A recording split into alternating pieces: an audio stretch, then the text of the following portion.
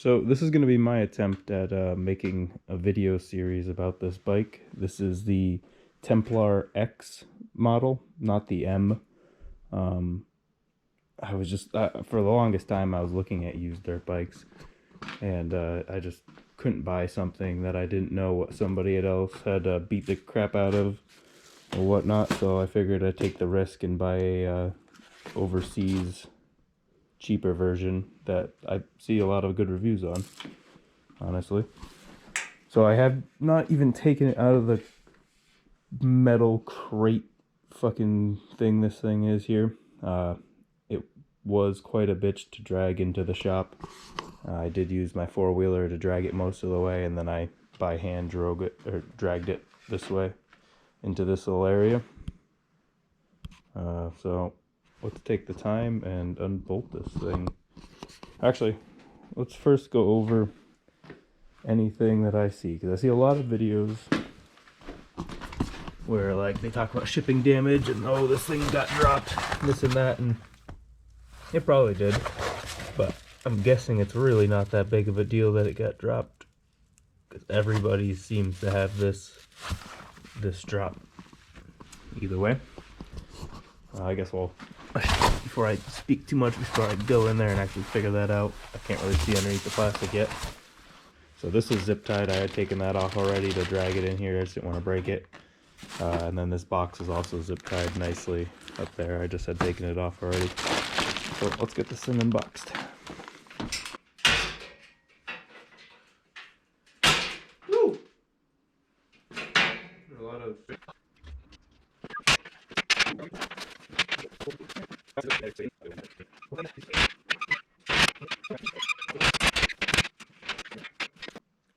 As you can see, it is out of the crate and mostly assembled now. Unfortunately, I did not get a lot of that on video. I probably should have. I did have my father come and help me. He loves motorcycles, and he is the reason I have gotten into buying this one again. He wants to go dirt biking. So, yeah, that's mainly the point of this thing. But I also love to dirt bike, so I plan to be riding the shit out of this thing, taking it for all it's worth, and hopefully showing you guys as well along the way. But I kind of wanted to go over a few things so far that we have done to it. We did go through, we replaced the fork oil. We put 15 weight in it. I'll show a picture probably right around now on the screen of what we put into it. I'm about to change the oil in the motor. I'll probably try to film that if I can. But one of the biggest things I did, let me get on this other side. I'd say probably one of the biggest mods on this that everybody I see do is upgrade and get the nibby carb, the 30 millimeter. I highly advise you to do the same as well. That's the number on the side. Oh, you can see the whole thing. Never mind. But just know maybe I'll put a link in the video. I still also need to preload the shock. That's another thing. I'll get that on video. I just didn't have the tool today. Other than that, I went through and Loctited, blue Loctite with everything that I basically took off. All the bolts that are on the inside here, I blue Loctited them all in. I also filled, I don't know if you can see where that tape is right there, but on the other side I filled it full of silicone, so that hole hopefully will not take on as much mud. Also came up in here, filled the back of the tail light full of silicone so that mud doesn't get into there. I see a lot of people talking about their thing building up condensation, and I also did the front headlight. I guess you can't really see, but I took it all apart and put silicone in between all the seals and gaskets on that. Yeah, I will put this up for I'll put this print up for anybody who has a 3D printer. This is the 48 millimeter wrench that goes for the fork seals. This one's just, it's a little tight of a print, but it does work. There we go, perfect on there. Yep, that one works well. Maybe a future mod I will also do is remove the catalytic converter in there. That's just a useless fucking horsepower drainer. and come up with a way to replace this thing. I don't really like the look of that. I would like it just something something better looking and more dirt bike like. So that might get so something else you're going to want to do is you're going to want to buy some, doesn't matter the company there, just get some foam filter oil treatment, something to spray that thing, just because the dust will get in there and fuck up tires inside your engine, just make it go to shit. I'm also going to upgrade this with a real cap. I'm just using that for right the moment. They did send me with a big thing of fucking grease. I greased all I could. This whole column came pre-greased, luckily. I did the axle, front axle with the grease. Probably going to take the, I don't know, maybe I'll use it elsewhere, wherever is needed, but yeah, they gave you quite a bit of it, so that was pretty sweet. I'm going to go through and replace the brake fluid with some .4.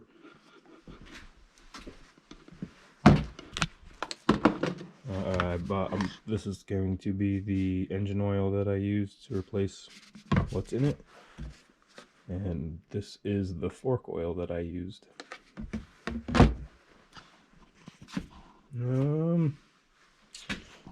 Yeah, so far that's it. All I do have to do is put on all the plastics. I would like to say that the bike is ready to go for the first time. I have everything officially put together, all the bolts Loctited. I have all my shocks set, my my sag set, everything that I want suspension wise done. I upgraded the Nibby carburetor. I upgraded all the fuel hoses. I do need to replace the spark plug with a better spark plug, but that's not a necessary thing. I put all the shocks to 10 clicks, the tops, bottoms of both the fronts and the rear there.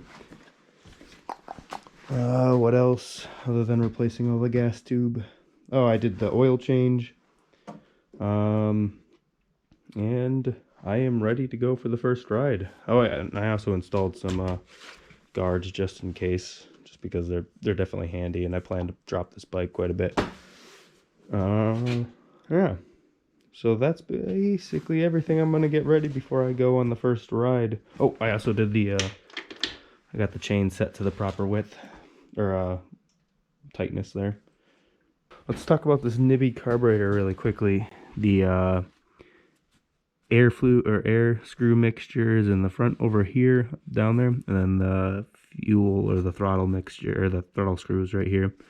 What I did is I put that the air mixture screw, that little one, I turned it all the way in, turned it out one screw to start, one full turn to start, and then I screwed this all the way in and then screwed it out 3 full screws, or 3 full turns to get that into its initial starting position. And then I kind of played with both of them until I got them dialed in right. One thing you're really going to want to make sure you have set properly is your throttle. You want to be able to, when you come off the throttle, it's all the way off. Like, there's no tension. I might even need to play with that again, although I don't think I do. But that was fucking with the carburetor settings for me. I had to get the throttle perfect before I did that.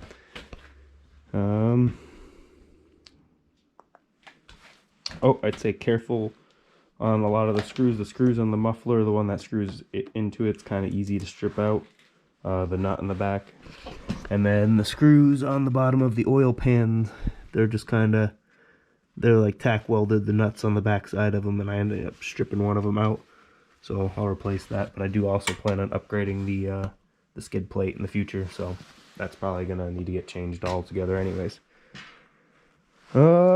I think that's it. I think I'm gonna go out and give this its first ride. I'm just gonna do a break-in. I advise everybody do the same. Engine break-in period. You want to ride for your first 2 to 3 hours, not going over like 65% throttle. You really don't want to go high RPMs. And you want to use the engine brake basically as much as possible in the beginning, just to kind of seat all the bearings. There's going to be a lot of metal shavings in the oil for the first 3 oil changes.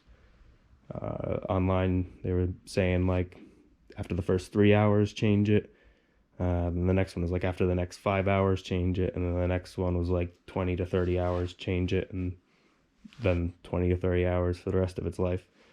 But you'll see metal shavings for like the first 4 or 5 oil changes. Yeah, there's mirrors that came in the box there to install, but I'll wait till I put it on the road for that. I am going to go get it registered this weekend, or sorry, this week, and yeah, be able to drive it out on the trails.